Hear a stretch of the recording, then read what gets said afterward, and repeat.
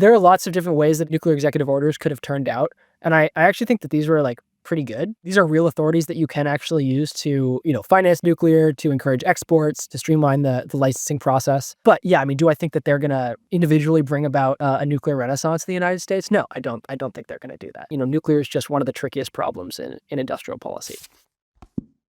Welcome back to Decouple. Today I'm joined by Thomas Hochman. I hope I'm pronouncing that right, but Thomas is the Director of Infrastructure Policy at the Foundation of American Innovation, and today he's joining us to speak about Trump's executive orders on nuclear. Tom, or Thomas, welcome to the podcast. Yeah, thanks for having me, Chris. And Tom, you work at the Foundation for American Innovation, so just give us a brief backgrounder on what that is. Yeah, so we're a tech policy think tank in DC. We were founded a decade ago in San Francisco, actually, but then became a think tank in the last few years. The mission statement has always been bridging the gap between Silicon Valley and DC. Back then, we sort of always had the thesis that the tech right and politics were on this collision course. And indeed, here we are. And so I think that thesis is really proven out. That tech policy umbrella is broad, which is why I work here and work on energy and infrastructure policy. And we're increasingly thinking about, how do we deploy the energy resources necessary for powering the AI boom? Certainly, there's a huge national security bent as well. Yeah. No, it's interesting. It sounds like focused on tech, on Silicon Valley electronic software, but now you're focusing on what we call the hardest of hardware here on Decouple on the nuclear sector. And obviously, it's tied in deeply now with questions of how we're going to power the AI beast. So with all that in mind, you've been active on Twitter, and you had a editorial co-published or co-authored in the Washington Post about some tensions that are emerging between the House and I think that was actually before the full executive orders had come out. I just belatedly finished watching them, and it's always quite a spectacle. It's interesting having I'm not sure who the figure was who was explaining each of the orders to Trump. But he's sort of signing before he kind of knows what he's signing. Maybe just briefly, comment on that. I'm not sure if you have a background in political science or what your kind of educational background is, but how, the executive orders exist for a reason, but observing from the north side of the border, it does seem like this is an unusual thing. I know there's the big, beautiful bill and there's other, levels of government that are working on policy, but just briefly comment on the executive order flurry in general, whether this is unusual, and then we'll go a little bit deeper into that before talking about the actual executive orders themselves. Yeah. So I mean, I was a math major, so that left me woefully underprepared for life in DC. But regardless, yeah, I mean, these executive orders, these ones in particular, were sort of the worst kept secret in DC. The drafts have been floating around for a month plus before they actually ended up getting signed. This past week. So I think there was, quite a bit of iteration. I'm sure the administration was sort of, knew kind of how things were changing over time. But it is funny. I mean, these EOs are not sort of, kept in some sort of cloistered back room somewhere. There's usually lots of feedback. There's lots of editing and lots of changes as they move through the process. So yeah, it's funny. I mean, the reading out of the executive order and then sort of the president looking up and saying, okay, yeah, that sounds good, and then signing it is kind of a funny spectacle. But I'm sure he was read into to a certain extent anyway. Would you say that these executive orders, more than others, were subject to this kind of formal and informal peer review of getting bounced around the think tank and policy community? Yeah, I mean, I work in energy policy, so I can't speak to what executive orders on other stuff, or, what that process looks like. But certainly, it felt like pretty much anybody I talked to who, worked in the right of center energy policy ecosystem, let's put it that way, had seen some text at some point. And it was funny because, folks were sort of comparing different drafts and, which one is more recent than the other one? What does that mean, et cetera, et cetera. But yeah, I mean, I assume that's, it's par for the course to a certain extent. I'm not sure how often it's as widely distributed as it is, or as it seems to have been. For this one, do you have any sense of kind of, not necessarily who the precise authors were, but who was influential in terms of crafting them? I don't know if I can speak to that in particular. Yeah. Right. Good answer. Maybe not the answer I wanted, but I get it. Let's jump into to what these orders are, and then I do want to also talk about the big beautiful bill, the triple beeps. because I believe there's sort of a conflict set up there. There's lots of questions about what the role of the Loans Program Office is, whether it has a role, the reversal of a lot of the Inflation Reduction Act, some interesting ways in which that reversal sort of uniquely disadvantages nuclear from an administration that's at least rhetorically pro-nuclear and hating on renewables. So lots to talk about there.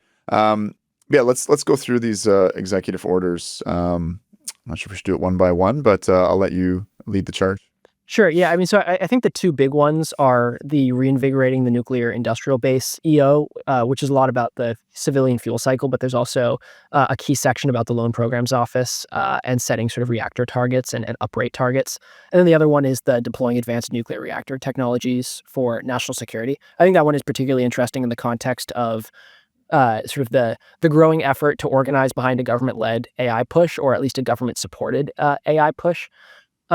The other two are more about speeding up licensing and are sort of shorter orders. One of them is about the DOE licensing process, sort of creating this new quote unquote fast track for DOE licensing. And then the other one is about the NRC, and it's more about kind of updating the mission to consider national security and economic growth alongside safety in the licensing process. I think speeding up licensing and permitting is really important. I'm of course totally supportive of that. I think, I tend to believe, as somebody who largely focuses on permitting reform, that for nuclear, getting the capital stack right is more important than anything. And so I'm particularly excited about, for example, the inclusion of the Loan Programs Office in that first executive order. I can dive in as much or as little as you want into any individuals, but let me know where to go from there. Yeah. No, I think you and me both love talking about reinvigorating industrial bases. So maybe that's the place to start. Vogtle invigorated that base to some degree. There hadn't been much built other than, I believe it's Watts Bar under the TVA, which sort of struggled along for like more than 30 years.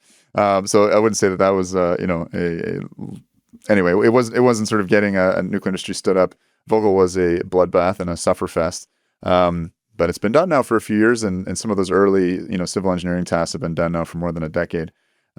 So that sort of sounds like what we got. We also have, within the nuclear startup scene, a lot of PowerPoint reactors, things that haven't made it off the drawing board. I guess some I'm not sure if it's pouring of concrete yet or building of prototypes, but Kairos is doing some things. But in any case, a lot of this executive order seemed to be motivated by not just kind of AI and being able to fuel kind of dominance in AI and its applications in everyday life, but also military life. But really, in terms of this idea that we're falling behind China, and this administration is pretty hyper focused on that. So China's industrial base is humming.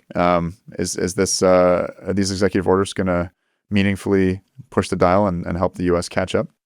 Just to focus on the LPO thing, because that's one of my darlings in particular. It's the fact that it says we want 10 new large reactors under construction by 2030 and 5 gigawatts of upgrades. I think that's actually a good specific goal, which you don't always see in executive orders, right? First of all, there is, and I'm sure we'll dive into it, there's been a lot of questions around to what extent does the administration want to use the LPO at all as a financing mechanism? And then also, to what extent is the administration open to large reactors in addition to small modular reactors as well, right? So, particularly on the right, but I think in general, over the last decade, there's been a huge amount of excitement about small modular reactors, SMRs. And, that's great. I'm like, I'm a let 1,000 flowers bloom guy, but I think it's sort of sucked the air out of the room a little bit in relation to large light water reactors, which are the reactors that we have the most experience building in this country and indeed globally.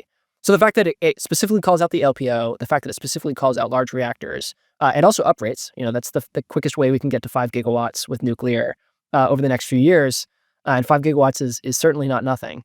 I think that's really, really promising. And the LPO is a real vehicle. It's like, it actually matters meaningfully, right? I mean, every nuclear reactor since 2000 that has been either restarted or new construction has received a loan from the LPO, with the exception of one, which was Watts Bar, and that was funded by another federal entity, right? So the fact that we have some recognition from a historically sort of free market focused party that we need some government authorities to kind of get that industrial base, the nuclear industrial base, up and cooking again, is really, really promising to me. Talk about the origin of the LPO, because I understand there's a really different context. It was brought in by a Republican administration, very neoliberal administration. Why did it come into existence in the first place? I believe it originally came into existence from the 2005 Energy Policy Act. But it didn't have a ton of credit subsidy and a ton of loan authority to throw around until the Inflation Reduction Act of 2022. So that was sort of the sort of a key turning point. But with that said, one of perhaps LPO's most famous loan, actually, second maybe to Solyndra, which went the opposite direction, but was to Tesla. And in fact, it was an early loan to Tesla that ended up getting, I think it was the S3, but sort of the most successful Tesla model, the one that really sort of sent Tesla to hyperspace, early in that company's development. So, even then there were a number of really important loans that were being issued by the office. But it really got juiced in 2022 by the Inflation Reduction Act, which gave it an enormous amount of credit subsidy. It stood up the 1706 program, which is that energy infrastructure reinvestment program that has been central to a number of recent nuclear loans and others. And also it expanded LPO's remit. So in ATVM, which is another one of LPO's program, it says you can now issue loans to things like shipbuilding, for example. So sort of a broader industrial remit as well. So the question now, is as Republicans in Congress are looking for cuts, how much credit subsidy and how much funding are they going to try to rescind? My view is the actual we're talking sort of a couple $2 billion is what the loan programs office runs off of with credit subsidy. So, compared to the scale of cuts to, things like Medicaid or IRA or whatever, it's pennies. And yet the sort of the benefits of the loan programs office are enormous. And so, for my money, I think the juice is not worth the squeeze on cuts there, but it seems to be the direction that the House has headed anyway. Right. So it'll be interesting to see how that plays out. And we'll talk a bit more about that. I maybe have a, nucleocentric, overly simplistic take on the origin of the LPO, but radically different energy environments. The U.S. was beginning construction of LNG import terminals. This was pre-fracking revolution, and I think there was a real concern with American energy independence, and hence the need for nuclear energy as a hedge against this volatility and frankly scarcity within the natural gas space. And so you had a Republican administration. There's always this tension, obviously, between state planning, state finance, and small government, neoliberal capitalism, standing up an organization to fix a market failure, which is that nuclear is so capital intensive and relatively there's a certain amount of financing risk or construction risk, and so you have the Republicans bringing in this glorious institution of industrial policy. So let's chat a little bit more in that vein about. I guess there's this famous saying.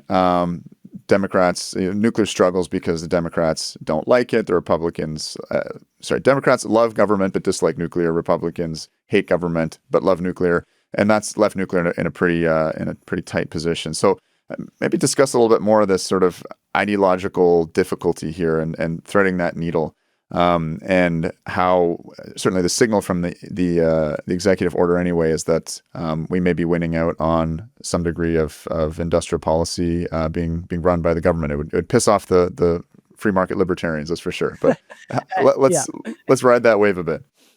In broad strokes, I think that's basically correct. I mean, I think over the last few years, the Democratic Party has warmed up to nuclear quite a bit, which I'm really pleased to see. And at the same time, the fact that the Trump administration is saying, "Hey, we want to use LPO to build nuclear," is also an improvement from the first Trump administration, where they did extend a loan to Vogtle. That was a big deal, and that was great. But at the same time, the first couple of years in the budget request, they tried to zero out LPO's budget, right? So the fact that they're sort of seeing LPO as sort of an instrument that they can wield is great. I think the other piece of this is that there's been a lot of interest from the administration around creating and using a sovereign wealth fund. And in a lot of ways, LPO sort of is that, but for energy in particular.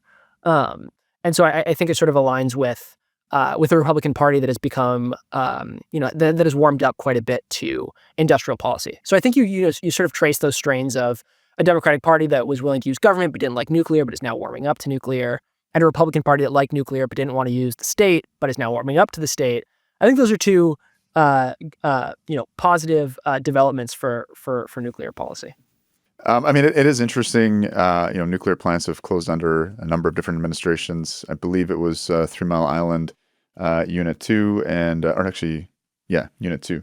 Unit 1. Unit 2 melted down, and Indian Point that closed under previous Trump administration. There are a few lost under Biden as well. But as you mentioned, first term, not super encouraging for that technology. Why the about face? Why the change now? Is this culture wars? Is this really a consideration that nuclear is going to arrive in time to play a big role to achieve quote unquote AI dominance or AI quote unquote dominance? Yeah, I mean, I think there has been there's been a long term sort of realignment. I know it's sort of an overused term now in American politics, but it's true within the Republican Party, where sort of a willingness to embrace industrial policy sort of has been built up over the last several years, and certainly, I mean, I think even in Trump's first term, we started to see the beginnings of that. So, I think that's probably the main thing, but I do think that the fact that we have enormous load growth for the first time in a long time also helps usher that along faster. It's certainly, I mean, energy policy is one of the main things that this administration is thinking about. It's something that everybody in Congress is thinking about. And so it's, when, for example, Anthropic comes along and they say they want, however many tens of gigawatts of AI dedicated electricity by 2027, right? And at the same time, GE Vernova, right, that the gas turbine manufacturer is saying, we don't really have plans to manufacture more than 20 gigawatts of gas turbines every single year in total, right? It's for the global market. I think it's the math is pretty easy there, and it tells us that we need to figure out how we actually bring new generation online that's not just gas. So I think that's a piece of it as well. So there's certainly a tension between, the relative newcomer of the small modular reactor hype train, and I think what Trump was calling, if I'm not putting words in his mouth, the big beautiful reactors, big enough to power a whole state. I'm sure there is a small state that, well, maybe there is.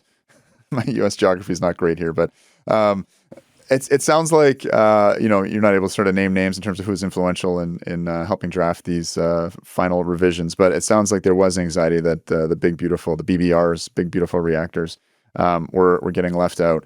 Tell me a little bit more about that tension. My sense is the small modular reactor discourse has been really one that feeds a bit more into that sort of libertarian side of soft industrial policy, where, hey, just deregulate and these things will, as you put them, just blossom like 1,000 flowers across the landscape.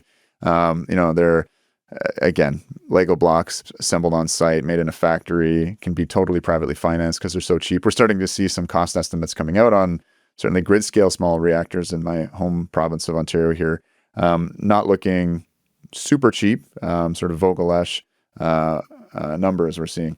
Talk a little bit about that tension and that final decision to, it sounds like in the 11th hour, include big beautiful reactors. If maybe I'm off there, but let me know. No, I think that's accurate. I think it was sort of 11th hour to include that language. And I mean, we saw also with the NuScale experiment, right, that costs can balloon with small modular reactors as well. I mean, I think I don't think that the small modular reactor space is a monolith by any means. I think that there are a number of companies that are engaging really meaningfully with sort of the capital constraints as well as the regulatory ones.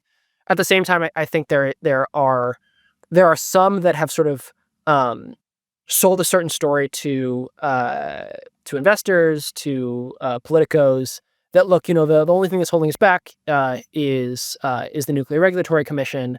If we just solve that problem, then we're gonna have nuclear too cheap to meter within 3 years or whatever, right? And that is like music to a certain element of the Republican Party's ear, right? Right. Just deregulate, unleash us, we'll be free. Right. It allows you to not have to contend with sort of the limits of free market orthodoxy. It allows you to say, look, it's I think I've called it the deregulatory theory of everything, right? Where it's like, look, I'm a my main job is working on permitting reform, right? I am a huge fan of streamlining permitting and licensing processes, and I think it is because of that, not in spite of it, that I see that as sort of not necessarily the crucial lever for nuclear, even though I think it's important, right?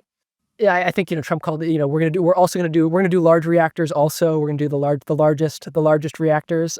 So I'm just glad to see the door being open to all of them. And when I think about, for example, the reactors that are kind of about to enter or who are in the LPO pipeline, a lot of those are larger reactors, right? Palisades is sort of not an AP1000, but it's a restart. 3 Mile Island restart as well, right? These are not the what is it the 30 megawatt reactors or what have you. Yeah, and I think that will bring us maybe more to the micro side. And with regards to permitting reform, this is probably relevant in terms of Pete Hegseth was up there on stage. Lots of talk about deploying micro reactors. A friend of mine, I'm not sure if he wanted to be credited or not, so I'll leave him out of it in terms of quoting him. But it was great. He said, if the leading micro reactor companies were all to build 10 reactors, their combined output would still be less than a single Chinese Hualong 1. So, we're talking Allo, Oklo, Ward, Radiant, Nano, eVinci, Banner, Last Energy. If each of those companies did 10 of their microreactors, which, they should be able to do faster than a large gigawatt scale reactor for sure. But that's still a tall order, going from nothing to ramping up with a number of designs that have never been built before. We're getting to just over a gigawatt. This doesn't look like American energy dominance to me, but yeah, no, I mean, I would say like there are so many different places where energy generation can be valuable that is not just powering massive data centers or like, in massive like load centers, right? Like, there are states that can't really handle an AP1000 right now. And like, you talk to Tim Eccles, for example, the commissioner in Georgia who championed the Vocal project. And he's like, yeah, we're going to need GE Hitachis and like all sorts of places where the grid can't sustain, an AP1000 coming online. And, there are military installations, which, are not going to want an AP1000 sure, yeah, for the base, right? So it's, I think genuinely there's a ton of space for all sorts of generation, but yeah, your point is well taken. Right. And it sounds like in this space, U.S. is again probably anxieties about being quite behind. Russia, in particular, with its nuclear-powered icebreakers, and then the sort of terrestrial version of them that they're starting to play around with, and the Chinese starting to. I'm not sure if they're down to the micro stage, but they're down to I think 125 megawatt. Again, it looks like an absolute hog of a set of civil works for this integral pressurized water reactor that they've been working on. But yeah, let's expand a little bit more on what that means. There had been talk. I remember talking with Jigar Shah on this podcast some time ago, where he was sort of brushing off folks saying, "Hey, we should re-permit things so that we can build reactors quickly on nuclear bases." I think he might have been referring to people saying we should build AP1000s on military bases. I don't think that's what this executive order is talking about. But explore that defense angle for me. So we'll start DoD and then we'll get into DOE after. That I think was the fourth executive order, is the Advanced Nuclear Reactor Technologies for National Security. It sort of combines DoD and DOE authorities. But one of the interesting things that it does is there's this DoD program of record where it says, we want the first Army regulated reactor operating on a base by September 2028. That would be new, right? I mean, it's the Army has not historically been the regulatory body for nuclear or for sort of on base nuclear anyway. And 2028 is also a pretty aggressive timeline for a new nuclear reactor. But when you sort of move through the executive order, and there's this DOE AI data center piece where it says DOE has to label AI centers at DOE sites defense critical electrical infrastructure. That's not just nuclear; it's also they sort of also add and other electricity generation is defense critical as well, and they want to sort of get that first reactor up and running in 30 months. I think that clearly fits with sort of the narrative arc that we've seen, not just from this administration, but from the Biden administration as well. There was that sort of 11th hour Biden executive order, which was focused on building out data centers on DOE and DoD land. There's been a lot of thinking about how can we use, for example, Secretary of Defense permitting exemption authorities to be able to power these data centers. Will we have more security at the data centers if we build it on DOE and DoD land rather than Abilene, Texas?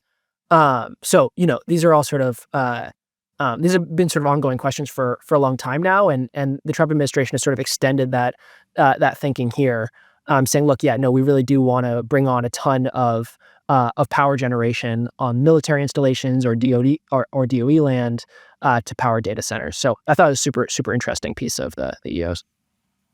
Yeah, we've had Jeff Waxman of Project Pele on Decouple, and I think their timeline might actually be compatible with that. And they are, I forget what the name of the sub-department within the Department of Defense. It was kind of like the spy gadget subsection in Jesus, blanking out here. In James Bond. It was like Office of Net Assessment, I know, was doing a lot of thinking about this. Yeah, or special capabilities or something. It sounded sort of vague and badass. But certainly seems like they're making progress. But lots to work on. I mean, he's the humblest guy in the world in terms of being the farthest along in the microreactor game, and lots to do in terms of figuring out their TRISO manufacturing and debugging this reactor, which still has, I think, a lot of sort of design flexibility as they work out what's going to work best. Okay, I guess I wanted to pivot back a little bit towards this tension between the House and these executive orders. Again, as a foreigner looking the limited time I have at what's happening in terms of the U.S. political process, it seems like there's this kind of mad king who's just issuing executive order after executive order. I think I can be sympathetic with, despite being a Canadian whose country's under threat of annexation. I can be sympathetic with I like industrial policy. I think dusting some rust off the Rust Belt is generally a good thing. I think reshoring critical industry is a good idea. The execution all seems to be a little bit haphazard and problematic with the Trump administration, in my opinion. So let's talk about where we're seeing some tensions and how you think that's going to play out between these executive orders and the big beautiful bill and the idea of sort of sicking the Department of Government efficiency onto the LPO, for instance. Yeah. So I mean, there's sort of, I think there are two really interesting tensions going on right now. One of them is within the administration between DOGE, the Department of Governmental Efficiency, and sort of the President Trump and his political appointees that are sort of non-DOGE political appointees. And then there's also the tension between Congress and the administration. So, the first piece, and, we saw this with the LPO, and we saw this with some other offices in DOE and elsewhere. DOGE came in and they wanted to cut, right? Their goal was to fire a bunch of people, to reduce the number, they sort of reduce the workforce. And it didn't really matter who they were cutting, what the goals were of the offices. I think there was sort of some ostensible checking for alignment with the administration, but that wasn't really how it was carried out in practice anyway. So, there were really, really aggressive cuts at the LPO, for example. It's been reported that something like 60% of LPO staff were encouraged to take that deferred resignation. So, and LPO, right, it was something like 400 people in January. It's now, down substantially. And it manages, it has more than $100 billion or something of assets under management. You compare that to a private sector equivalent, and at 400 people, it was already operating more efficiently than these private sector shops, these private sector asset management firms, which is pretty remarkable for the government, right? That's not usually something that you see. And then you imagine LPO that's at half the size, right? There's 200 people at LPO, and it's like, okay, you're kind of asking them to take on an impossible task. The other irony there is that they largely staffed up to have more due diligence, to avoid a Solyndra-like disaster where, you give out a ton of money to a company that doesn't actually have the juice, it fails, it's a waste of taxpayer money, et cetera, et cetera. And so by cutting staff, you sort of increase the risk of that taxpayer money being poorly spent, right? Because, LPO somewhat famously at this point returns more money to the treasury than is outlaid. So in other words, it's not losing taxpayer money. It's actually an office that makes money, which is also unusual for the government, right? So you have this office which is staffed pretty efficiently, it's making money, and it's bringing nuclear reactors online. Like, that's pretty unique. And so, yeah, the cuts there, I think to a certain extent, Trump himself wasn't, sort of maybe wasn't keyed into what was actually happening at LPO and the degree to which that office was valuable to his goals. I think that has changed over the last month in a way that is, that I'm very optimistic about, right? Secretary Wright was in Congress testifying last week, and he said that he was pleading with, I think he called LPO the most efficient tool they have for funding nuclear. He said he was pleading with the Senate to not pass the House package that rescinds the unobligated credit subsidy for the LPO. So I think there's certainly been, and then there are the EOs, of course. And so I think there's been a change of heart or sort of increased awareness in the administration that I'm quite pleased about.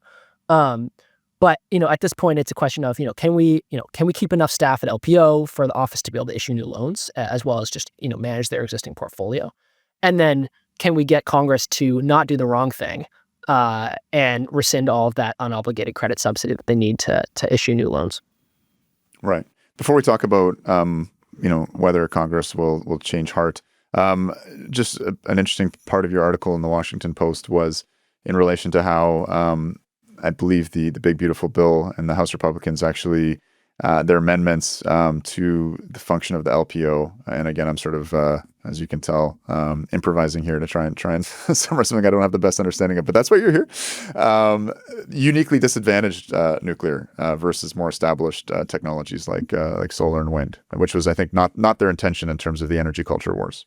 Yeah, so the language has changed a little bit since that article came out, although it's still broadly true. But the Inflation Reduction Act created these energy tax credits, and the energy tax credits that were most relevant to new nuclear were the tech neutral tax credits, so the investment tax credit and the production tax credit, where solar, wind, geothermal, nuclear, hydro, anybody can claim it if it's clean electricity.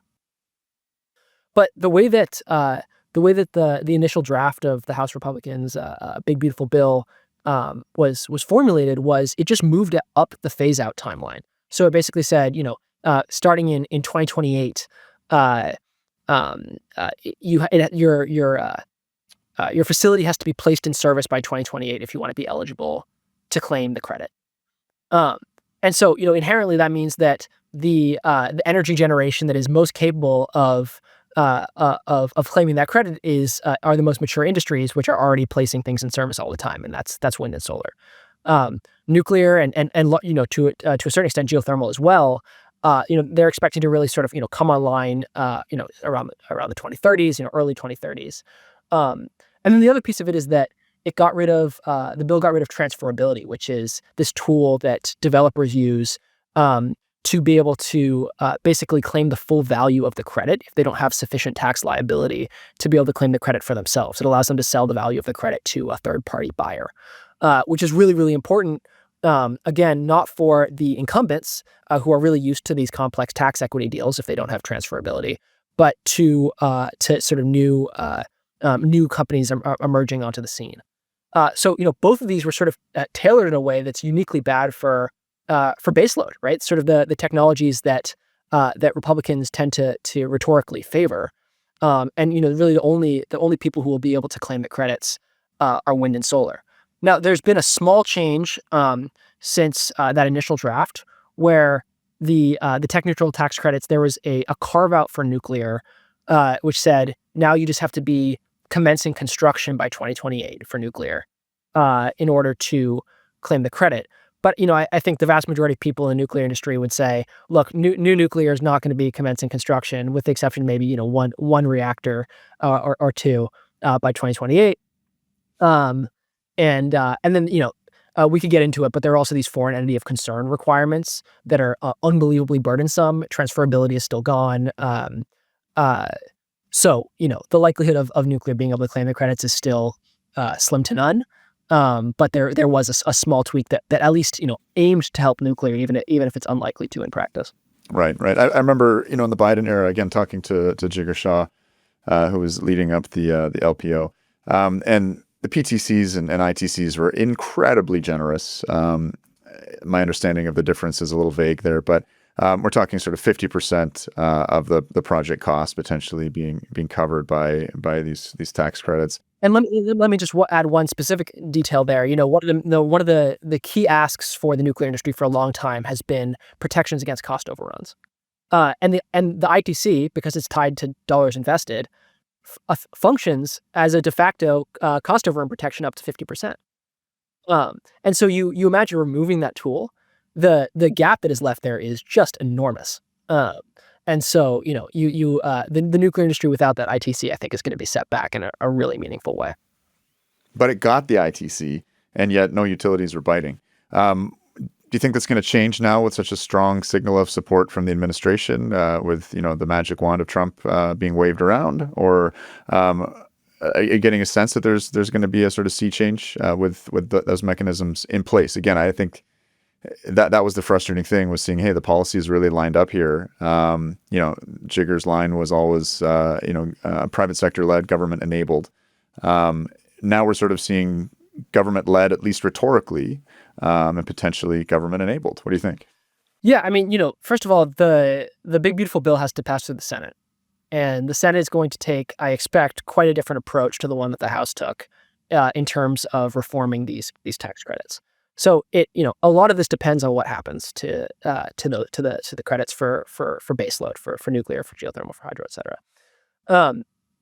I'm cautiously optimistic, but we'll see what happens. The point is, there's this budget top line that they have to hit. There's lots of different ways to get there. One option is to phase out the credits early. That's effectively what the House has gone for. But there are other things you can do as well, right? You can sort of say, if you want to claim this credit, you have to hit a certain capacity factor, or you have to hit certain reliability standards, or what have you.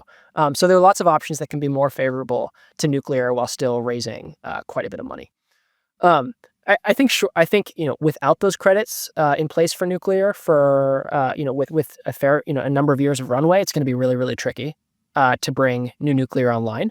I think that if you can keep them around and you sort of combine that with the sort of renewed interest in using the LPO, particularly for nuclear, I do think rhetoric does actually matter to a certain extent in terms of getting interest from utilities to bring new reactors online.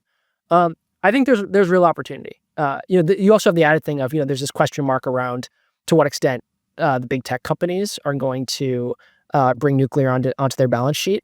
So far it's been a lot of power purchasing agreements, which are probably insufficient. But there have been a couple examples, or at least one of these companies actually taking on construction risk as well. And so if we start to see more of that over the next couple of years, then I'm going to be really bullish. So just to summarize, though, in terms of these executive orders, we'll see what happens with the bill making its way through the House and Senate. But so far, there's not any concrete financial mechanisms that are stronger than under the Biden administration in terms of higher PTCs or ITCs or any other incentive in terms of de-risking, say the deadline of this initiation of construction on 10 gigawatts of new large nuclear, for instance. Is there anything concrete in these executive orders, or is that just not the place where you can put that policy into practice? Yeah, it's pretty hard to do that through an executive order. You kind of need Congress for things like tax credits. I mean, the LPO is, of course, one key mechanism. There's also they also invoke the Defense Production Act for fuel related stuff. That's a real financial mechanism that you can use to fund things. But the sort of like a comprehensive overhaul, IRA style financing pushes you can really only do through Congress.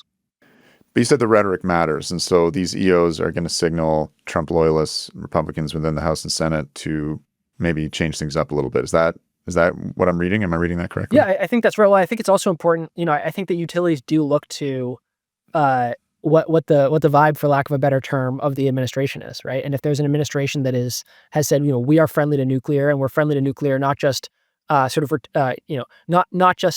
not just what we say, but also, we're friendly to it across the capital stack. We're friendly to it in terms of trying to speed up licensing where possible. I think that does actually materially matter. Maybe let's zoom out a little bit. You think a lot about industrial policy. I know that you're mostly focused on permitting reform and things like that, but Again, this bill, a lot of it's framed in the light and maybe got Trump's attention. Hard to say. I'm speculating here, but this idea that we're falling behind China, and I mean, it's not just an idea; it's an absolute reality. Um, I haven't cracked the numbers myself, but bringing on, I mean, it's kind of like mine's bigger than yours, right? But Biden, under the Biden administration, that we're gonna triple nuclear energy, bring 200 gigawatts on by 2050, which utterly laughable. And now it's we're gonna quadruple, right? Um, looking at the sort of industrial ecosystems, the clustering that China's doing, having two sort of state champions with some competition between them, an absolutely ramped up heavy industry, heavy forging, an incredible technical workforce, massive investments in education and in training that workforce. I mean, looking at this objectively, the U.S. is far, far behind. So there are some changes, and we'll get maybe a little bit more into the regulatory changes. Certainly, there are some finance changes, but when I look back on this from my seat up in the airliner, 30,000 feet up in the air, it doesn't look very serious to me. And I'm very what am I trying to say? I wouldn't say I'm bullish on nuclear. I think nuclear is a great technology and has a lot of promise, but it's really tricky to get right. What's your overall sense of the vibe, and also in terms of what's in your mind concretely needed to start standing up those kind of industrial hubs and ecosystems that can have a hope of starting to deliver even just this 10 gigawatts that are maybe on the near term horizon? There are lots of different ways that a nuclear executive orders could have turned out, and I actually think that these were like pretty good. These are real authorities that you can actually use to finance nuclear, to encourage exports, to streamline the licensing process. But yeah, I mean, do I think that they're gonna individually bring about a nuclear renaissance in the United States? No, I don't. I don't think they're gonna do that. I mean, as you know very well, and your listeners as well. I mean, nuclear is just one of the trickiest problems in industrial policy, right? It is heavily regulated. There are enormous upfront capital costs. There are challenges with getting onto a positive learning curve with reactor costs. It's all really tricky. It does seem to me like this cost overrun insurance thing is huge. It seems like it's going to be really, really difficult without a complete restructuring of utility finance to get bites on new nuclear construction if we don't solve for that problem. Part of that is keeping 48E, that investment tax credit, around. And I think there's probably going to be need for something more. If 48E can represent sort of 50% of that cost overrun insurance, maybe we need something that covers an additional 25%, or maybe we need to find ways to get more creative. I think there's also still for certainly lots of need for construction financing that includes loan programs office authorities. And then there's going to be stuff like early engineering support, supply chain, and workforce. I think you kind of need to move across the entire stack to make this happen. And it's this thing where it's not enough to be 98% right. You have to actually you have to be 100% correct to get this to work. So, I think there are interesting ideas there's a lot of because of sort of the burden of interest rates. There's a lot of incentive to do just-in-time engineering changes, and you run into all sorts of problems. We saw this with Vogel. So if you can, have some incentive to do lots of engineering and design work up front, so that you don't run into, just-in-time problems, which set you back a year and $2 billion or whatever it is, I think would be really valuable. But I think it's going to be complicated. I think maybe in blue states. You tie it to their portfolio standards, right? Their clean electricity standards. But I don't think there's an easy answer here. Yeah, I mean, I guess what's being called for is sort of a mesmer plan on steroids, and looking at how state-led that was. It doesn't seem like nuclear necessarily has to be the product of sort of dirigisme, capitalism, or robust social democracy or communism or state capitalism. The U.S. managed to pull off a pretty extraordinary build out. But largely under the auspices of large private regulated monopoly utilities, and those have been carved away at. There's a few sort of that are still standing. There's obviously the TVA, but not seeing anything involving or invoking the powers of the TVA so far. Are you hearing whisperings of that at all? I think it's TBD, right? I think that there has been some tension between President Trump himself and the board of the TVA for a long time, and we've seen that come to bear. But I also think that there's a lot of interest in leveraging whatever authorities the administration can leverage to bring new generation online.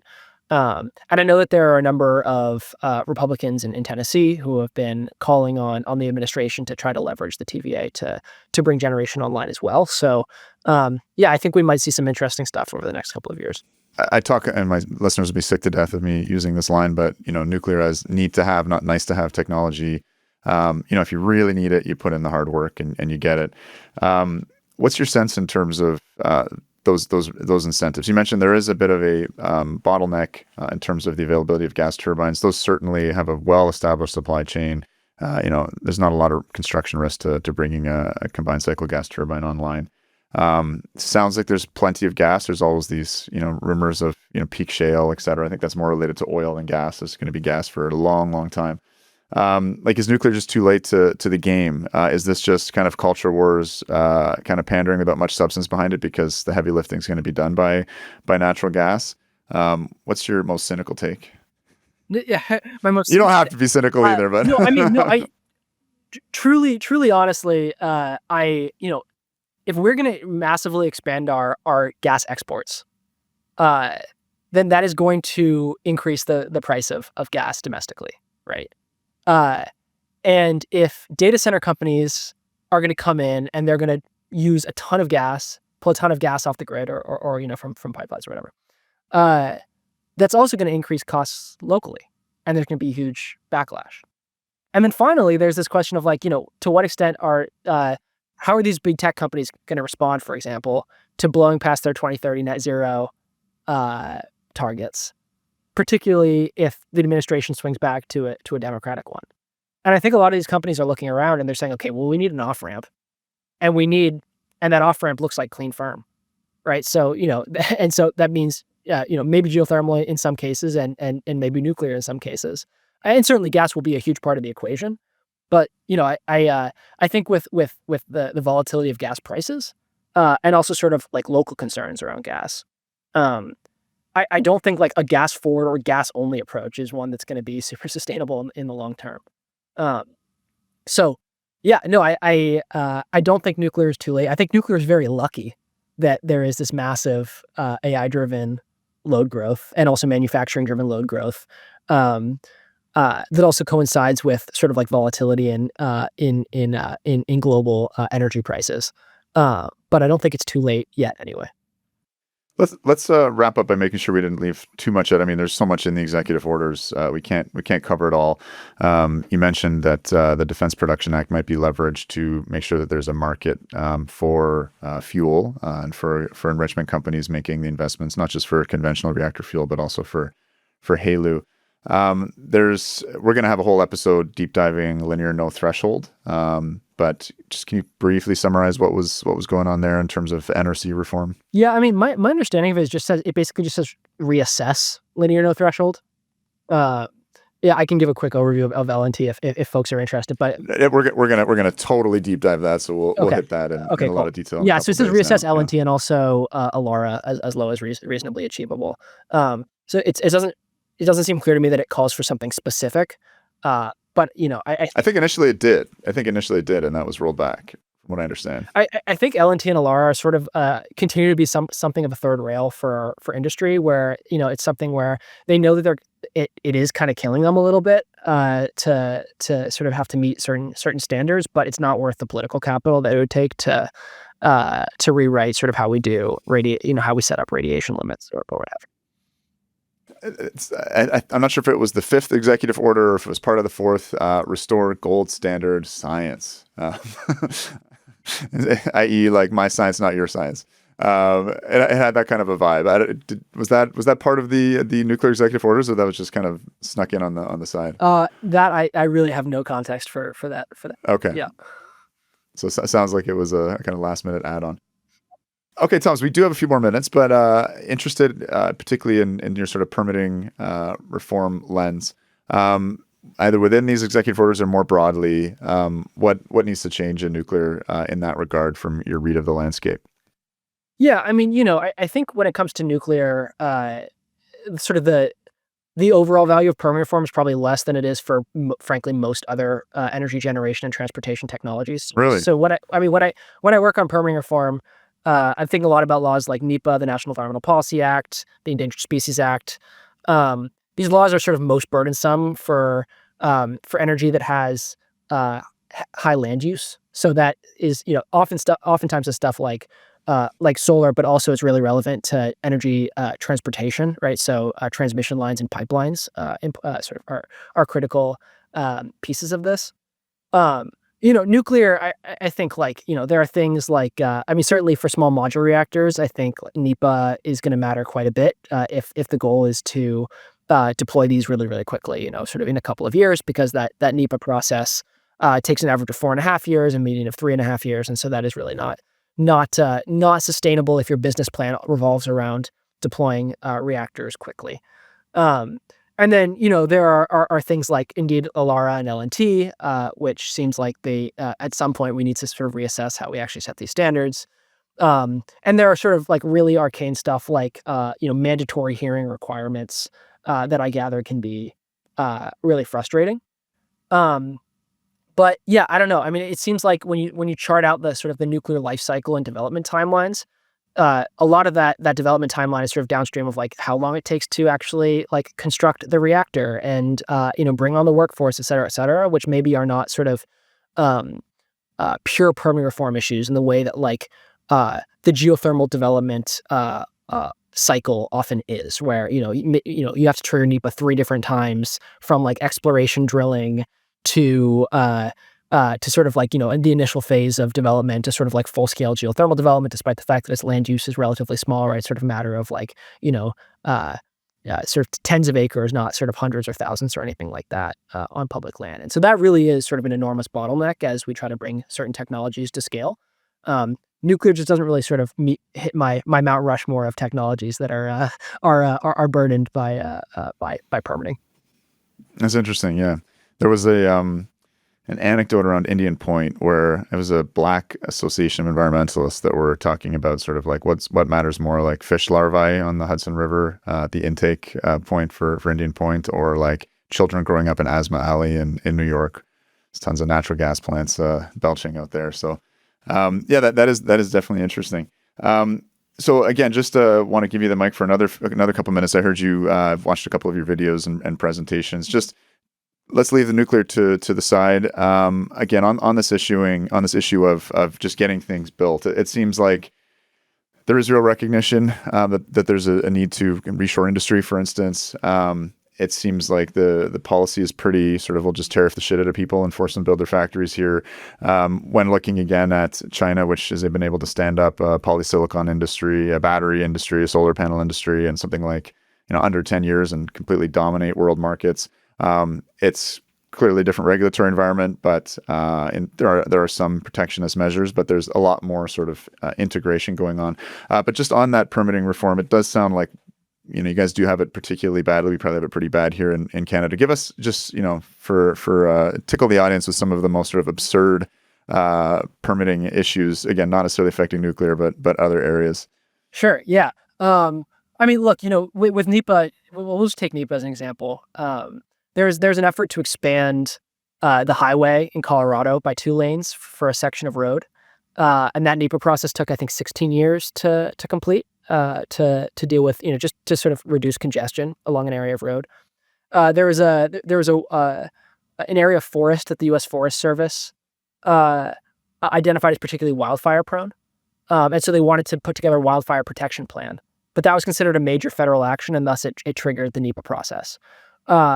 And a couple of years into having to pull together this massive environmental impact statement, the area of forest in question burned down. Right. So there are like all these situations where this purely procedural environmental law, right, it doesn't offer substantive environmental protections like the Clean Air Act, the Clean Water Act does. It just creates paperwork. Ends up actually sort of actively harming the environment because it ties the hands of agencies that are trying to do environmental protection. And then certainly, there are sort of famous graphs of litigation and cancellation rates for different sorts of energy infrastructure that go through the NEPA process. and they're enormously high. It's something like for solar, it's like 64% of solar projects that go through NEPA get sued. Pipelines 50%, transmission lines I think it's like 31%. And so if you imagine that every single piece of critical infrastructure that touches federal land or gets money from a federal agency has to go through sort of a minimum of a few years of permitting. That is not an environment in which you can respond to China competition. So that's where we are right now, anyway. Yeah. I mean, we seem to kind of live in an era of rentier capitalism, which is maybe not the most sort of productive way to run your economy and make the investments to build things and to compete with China. And I guess this regulatory state as well. Obviously, a bit of a self-licking ice cream cone, as there are a million people in private equity and finance, maybe not a million, but, that's often where our best and brightest goes. And that sort of sucks creativity out of the rest of the economy in terms of this regulatory state. And it's a lot of well-paying jobs that are caught up in this. Is that something that you have hope will be reformed, and we can trim that down? Is that something that's happening under this administration, or is it? We see more and bigger bites of the apple every year on permitting. So I am optimistic. I mean, look, I never think it's moving fast enough or anywhere close to fast enough. But there's a major permitting reform package that's being attempted right now in the Big Beautiful Bill. If that were to pass, it would be a big deal. There are efforts at the administrative level to speed up permitting timelines.